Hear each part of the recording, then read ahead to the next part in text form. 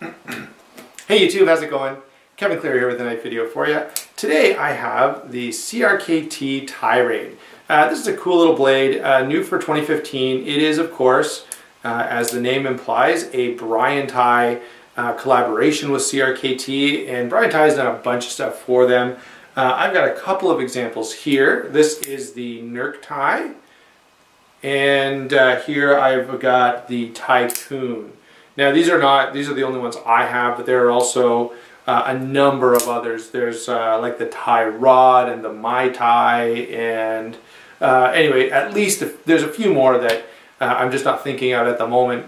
But this one is actually a pretty good reproduction of the original custom. Essentially all they did was shrink it down a little bit. Now I will speak to that a bit. Here is an example of sort of a full-size Brian Tighe knife. This is pretty well the same size and shape as if you were to, buy a custom knife right from Brian Tighe. This, of course, in the normal custom would be about the same size as this. Okay, so like 3 3/4 inch or 4-inch blade. They've gone to an even greater extent with the Tycoon. If you look, this knife, I mean, it's okay, and I got a really good deal on it, so I wanted to add it to my collection because of my interest in Brian Tighe. But I feel like they went too far in both size and just overall changes. They've changed, this insert and a few other things. This is not as close to the Brian Tighe custom as either this or the CRKT that I was just showing you. Anyway. You can see, and I'll roll in a picture here, so you can see this is very close in terms of the shape and the handle design to that Brian Tighe custom knife. Okay, so this is a fairly faithful reproduction of it. Now, as you know, probably, maybe I've said this before, in fact I'm sure I have, I am a big fan of Brian Tighe. I really like his designs. In fact, if I was going to, put up the funds for a custom, I would likely be looking to Brian Tighe for that. He's pretty well, he's right up there among my favorite makers. So anyway, that's the source of this knife, and both the compound grind and the handle shape and even the pattern in the handle, they're very faithful to the custom. Essentially what they've done is taken the custom knife and just shrunk it down by, a certain percentage. I don't know what exact percentage that is. When we get to size and weight, which I guess we may as well do now, you'll get a better idea. This blade is 3 3/8 inches. The full-size custom would probably be about a 4-inch blade, okay, so about that much longer. The handle on this is 4.5 inches, so 7 7/8 overall, which is not a bad size knife, right? I mean, it's not, as you know, I prefer 3.5-inch blade. Most of my knives are over 8 inches, but 1/8 under, I guess we can let that pass. The weight on this is pretty good, 4.5 ounces for a knife that is just under 8 inches. Not too bad, right? Not too shabby. So, next thing we should probably talk about is some of the I should maybe do one size comparison. A lot of people probably don't own the other two knives, but here's an Endura, super common. There it is beside the Endura to give you an idea of what kind of size you're dealing with on this blade. All right. Now, so that's 7 7/8 inches, 4.5 ounces. All right, let's get into the blade, because the blade is kind of cool, and as you can see here, has that sort of compound grind. I'll try to move over here so you can get a good look at it. There you go. Let's see, can you come in just a little tighter? There we go. So there's that compound grind on the blade. It is 3 3/8 inches. It's HCR13 MOV blade steel, which, it's a decent budget blade steel. If you really, hate HCR13, I would recommend you watch Jay Davis's video where he does a cut test with it, and it actually performs reasonably well. Okay, I found it to be not as tough, which is my big issue with it. I prefer AUS8 primarily for toughness, for durability, but in terms of edge holding, it's actually pretty acceptable. The compound grind on this is pretty cool, and let me describe sort of the philosophy behind a compound grind, and then I think you'll understand why maybe here. It looks like I'm doing a weather report, by the way, doesn't it? I've got the map behind, and there's this giant blade. I don't know what weather system that would represent, but anyway, just a slight change in the angle on the camera today, so that's fine. But, so let's talk about the blade a little more. The thickness here is, you know, a little under 1/8 of an inch. And so this is kind of a moot point, but on a big, robust blade where you've got a lot of blade steel and a very heavy stock and you want to carry strength out to the end, you can use a compound grind to allow for finer cutting tasks here at the base of the blade. Okay, now in this blade, because it's not a super thick blade stock already, and because it's a medium hollow grind, you probably would have been fine just continuing the grind as it is. Now, here's what I have to say about this. I'm still glad that they went with the compound grind, because I prefer when these collaboration knives are very close to the original. Okay, I like it to be as faithful as possible to the original design. In this case, of course, they've shrunk it down, which I do think takes something away. And if this knife was bigger, so more like this size, and if this blade stock was thicker, the compound grind would be more useful. It would be more practical. As it stands in this particular knife, it's more of an aesthetic thing. Okay, so it looks just like the custom, which is still cool. It's not quite as practical. And had they just gone with a whole hollow grind here and not done the compound grind, probably wouldn't have made any difference. By the way, both of these are hollow ground, and so it is a pretty good slicer. And I did compare, I did some wood carving and different things with both portions of the blade, and it's mildly noticeable, but barely. On a knife like the DOC, for example, it's much more important to have that compound grind. You can really notice the difference in edge geometry. On this knife, because it's not a whole lot of steel anyway, primarily this becomes just an aesthetic feature, okay? So that's what's going on here. In the full size, or if they made this in the full size, which you're going to get the impression by the end of this video that I would have preferred that, the compound grind would have been more useful, more practical. In this particular size and blade shape and blade stock, in terms of thickness here, the compound grind essentially becomes just an aesthetic feature. Okay, let's back out again and carry on.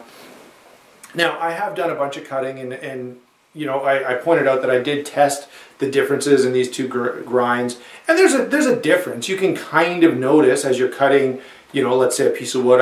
I specifically tried to whittle this and push into, you know, do some cross cutting across the grain of wood to see which, and there is a difference in how easily this portion of the blade will sink into that material, okay?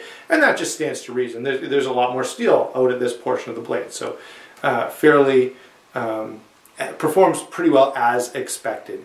In terms of sharpening and all that stuff, you just ignore it. The angle here on the secondary bevel is the same, so no issue at all for sharpening this blade. All right.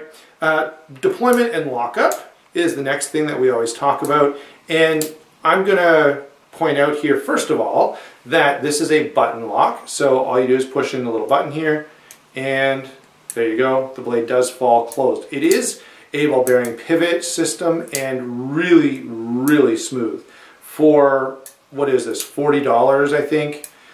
This is an exceptionally well done pivot at that price point. So CRKT has really done well at getting a really nice smooth pivot in at a very reasonable price. One of the cool things about a pivot system like that is, a ball bearing pivot system, is that you can tighten this pivot screw right down so you've got zero blade play, rock solid, and it's still going to be smooth as silk. Now the button lock is an interesting thing. I'll show you how it works. I'm going to have to zoom in again for this part of the discussion, and I'll try and get it so you can see it. Come on, focus. Let's go. There we go. Okay, so there's the focus for you. What I'm going to do is actuate this lock. So watch in here, and you'll see there's a button right where my pinky finger is. You push the button, it releases that little barrel that interacts with the blade tang, and the blade can now close. And as you open it, watch it pop back into place. And do that a couple more times. There you go. So there's a spring in here. Let's turn this way. There's a spring in the bottom here, now the bottom, so that when I push down on this, I move a slightly wider portion of this little barrel. See that? And it goes down, and now the blade can move freely. This is certainly a strong enough lock and perfectly acceptable. If you try to close this blade, in order for that to happen, let me get back out to where you can see me as well. So if you try to close this, in order for this knife to close, you would essentially have to shear off that little button. Okay, good luck. So it's going to have more than adequate strength to keep this knife from closing on you if you don't want it to.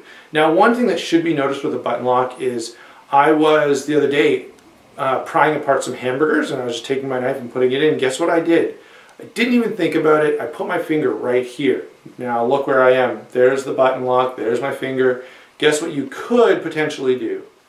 Yeah, you could, if you're not careful, if you're not paying attention, push that button and have the knife close. Now, I noticed it right away. I was like, oh, my thumb's near the button, I better be aware. And so I kind of adjusted my grip. Most cutting tasks, you're holding the knife like this. There's absolutely no risk of that. But with that button, you just need to know it's in a location where if you're going to hold the knife sort of in a sideways grip like this, that your thumb does end up there. And there are purposes. I've held my knife this way with my thumb on the blade for, you know, fine cutting tasks in this direction. And, you know, there may be some minor potential for closing that. It's going to be strong enough, although I wouldn't consider this like a super strong, hard use type of knife, although a button lock can be. And here's where, again, I'm going to touch on size. If everything here was just expanded, so you had thicker handles, a bigger blade, a bigger handle, a bigger button, and a larger interface between the blade and the button lock, it would be a very strong lock. Now, it's still a strong lock as it is, but if you just kind of, if everything grew comparatively, this would be stronger, okay? Now, one other thing I want to say about the button lock, and that is they're prone to blade play. Now, this one is quite good, okay? And I'm going to tell you this. When I got the knife, it had some blade play. In order to establish for this video that it was a ball bearing pivot system, which I was pretty sure, I looked everywhere. I looked on CRKT's website, I looked on Blade HQ and a couple of other websites that sell it, and I'm reading all this stuff, trying to have someone say, hey, this is a ball bearing pivot knife. I couldn't find anyone saying that in sort of the marketing literature. I know I heard it somewhere, and I can't think of where I heard it because I had it in my mind. Anyway, so I'm shining a flashlight in, I'm trying to see, and I'm like, I think I can see the little balls in there, but I'm not 100% sure.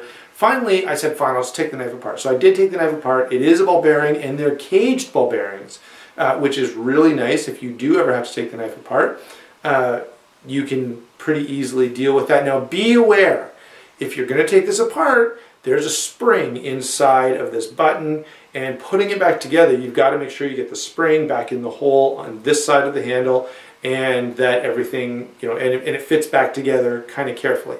Okay, so those fine tolerances required to make the button lock work properly also mean that it can be a little touchy getting it back together. I got it back together no problem, and for some reason, when I put it all back together, there was no blade play. I don't know, if I can really muscle it, I can barely get it to move just a teeny bit. I don't know what I did differently. As far as I know, I put it right back together the same way I took it apart. Maybe it's just from use that it's kind of broken in a little bit, and now because of that use, it's gotten rid of some of the blade play. But the thing about a button lock is the tolerances literally have to be perfect. Okay, if that button is just a teeny bit too small, if the radius in the blade tang is just a little bit off, you're going to have blade play, okay? So that is sort of one of the weaknesses in this particular design. Now, of course, if you ordered a custom knife from Brian, it would be perfect. And that's one of the things that people like about custom knives, is that precision and that attention to detail that comes from a hand-assembled knife. Putting these together by the thousands in a factory does not lend itself to that kind of precision. One of the things I'd like to say is, that there's somebody there on the assembly line moving each one, although that probably isn't the case. Okay, so that's lockup and deployment. Very, very smooth. And I've got to say one more time, at this price point, to get a pivot that's that smooth is very impressive. Okay, so kudos to CRKT on that pivot system. They did a really good job. Now, let's go to the handle, and once again, I'm going to say what I've said every other time. I wish it was bigger. Now, notice I can take a full 4-finger grip on this, no problem. There's a little bit of pommel left showing, not a lot. Do I wish it was bigger? Yes, in case you didn't hear me the first 5 times, I wish it was a little bit bigger. However, probably for many of you watching, you're like, Kevin, you are nuts. Why do you want those big knives all the time? I definitely prefer a larger knife. 3.5 inches is great. 4 inches I like even better. Okay, so to me, size kind of does matter. But for a lot of people, I know this blade length is great and this handle size does work for me, okay? I'm zooming in here for another reason. What I want you to see is the detail of this handle. It is really, really well done. Okay, so you've got aluminum handle scales here, and the finish, come on, focus. I somehow, it was fine a second ago. Give me a second here, guys. There we go. There's a very, very slight ridge pattern in the polished portions of the aluminum here. See everything where it's shiny here? All of that has the slightest little ridge pattern on it, and you would not believe how grippy it is. It's extremely sticky. If you put even the slightest bit of pressure on your finger here, it just locks you right into place.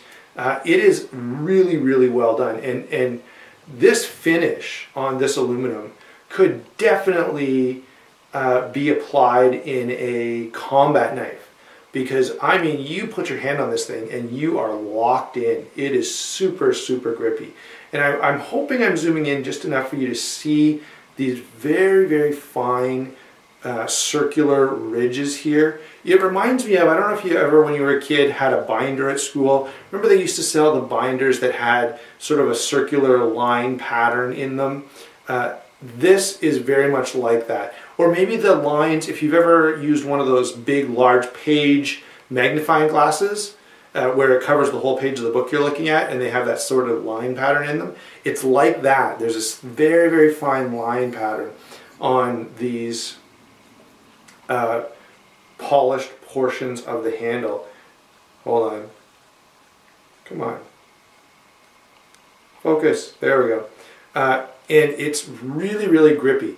And it's a perfect, like, it's just really, really well executed, because it's extremely grippy, but it doesn't tear up your pockets. It doesn't wear your skin off. It's like just an ideal finish here, okay? So the finish is really well done. Let me back up so I can stop losing focus so often and go ahead and talk to you like a normal person again. There we go. Okay, so I'll leave it zoomed in a little bit more so you can get a good look at the blade. But the other cool thing about this handle is that, as you know, I mentioned I'd roll in a picture of a custom at the beginning. It is a very accurate reproduction of what you're going to get on a Brian Tighe custom version of this knife. And that's the other thing that I really like about it. So there's all of these lines, both going this way and that way. Just a really sharp, sort of modernistic looking folding knife. Really, really artistic and really different. So one of the things that I think is always cool about Brian Tighe knives is you can carry one, and you know, most of your friends are not going to have a knife that looks like this. If you pull it out in an office or in an environment where maybe people aren't that comfortable with knives, you have an immediate icebreaker because of the design of this blade. You know, it's so cool looking that people are going to be drawn in by the aesthetics of the thing without being that worried that you're carrying a knife with you, okay? So that's the other cool feature about that. Now, the pocket clip is single position, and again, that's pretty typical on any knife that comes from a designer, because to a designer, you know, if you're Brian Tighe and you're making this knife and you're planning it out and you're envisioning how gorgeous it's going to be, the last thing you want is someone messing up your vision by drilling holes all over it, okay? And I've said this before, but that's why you often get the single position pocket clips both on custom and on production versions of custom knives. Because from a design standpoint, if you're the artist, you know, think about painting a big picture and someone said, well, in order to hang that picture on the wall, I'm going to drill holes in all these different places. You're like, whoa, whoa, whoa, don't mess up my vision that way, right? So, single position pocket clip, and that's exactly what you would expect from a custom knife that is put into production. Now, here's the biggest thing I want to say about the handle. It's very comfortable. I love the deep finger choil here, and even the one at the back really locks your hand in. Very, very comfortable, super handy for all kinds of different cutting tasks. Retention is going to be fantastic, and I've said this over and over. I'm going to say it again now. I really prefer when a knife achieves retention in hand with handle shape, okay? I don't want retention achieved only through jimping and texturing. Those things are fine and they're good, and I like jimping and texturing, but I like it more when a knife really just, it feels like when you grab this knife, it grabs you back, okay? And that's how I feel like a knife handle should feel, especially if you're going to be putting it into any kind of combat use. Now again, I've pointed out before that this is not the purpose of this knife, but the handle shape is very, very good. Now, one more thing that I want to say about this, and that is this. You've got these aluminum handle scales, okay? Why not just make the whole frame out of aluminum?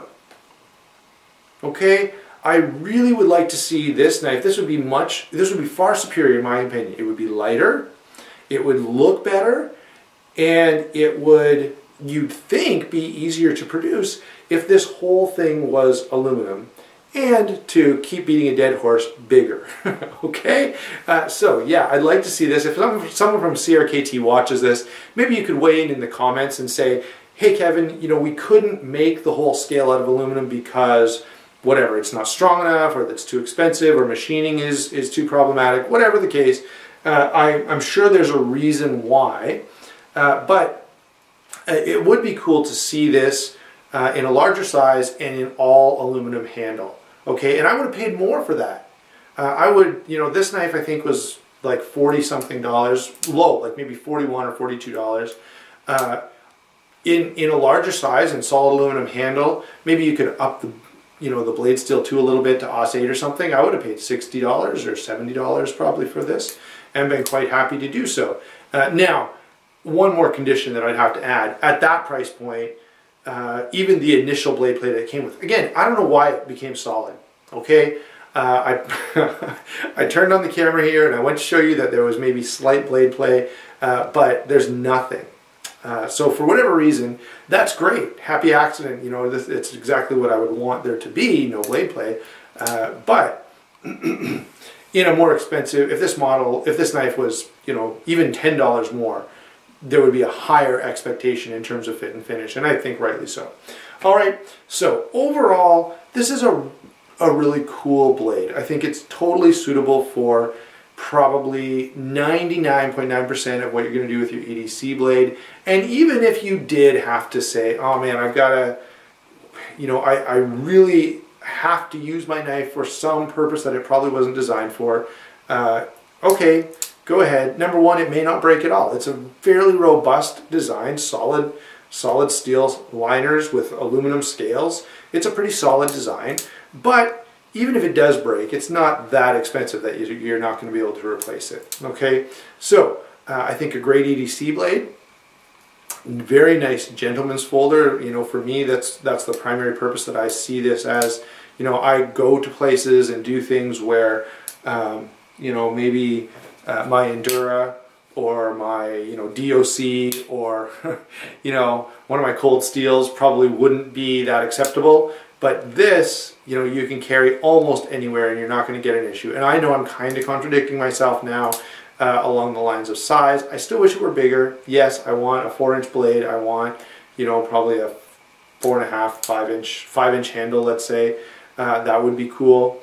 Maybe someday I'll have a custom version of this and get that. Anyway, there you go, YouTube. That's my take on the CRKT Tighe Rade. Very cool little blade.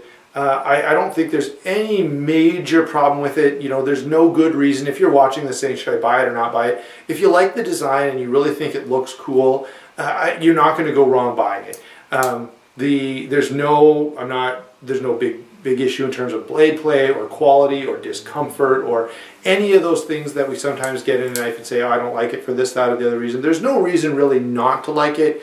For me, as I've said a number of times, size is the reason not to be totally in love with it. But I still wanted it because of the fact that Brian Tighe designed it, and I sort of have in the back of my mind this idea that I'd like to have a version of all of his knives. All right, so there you go.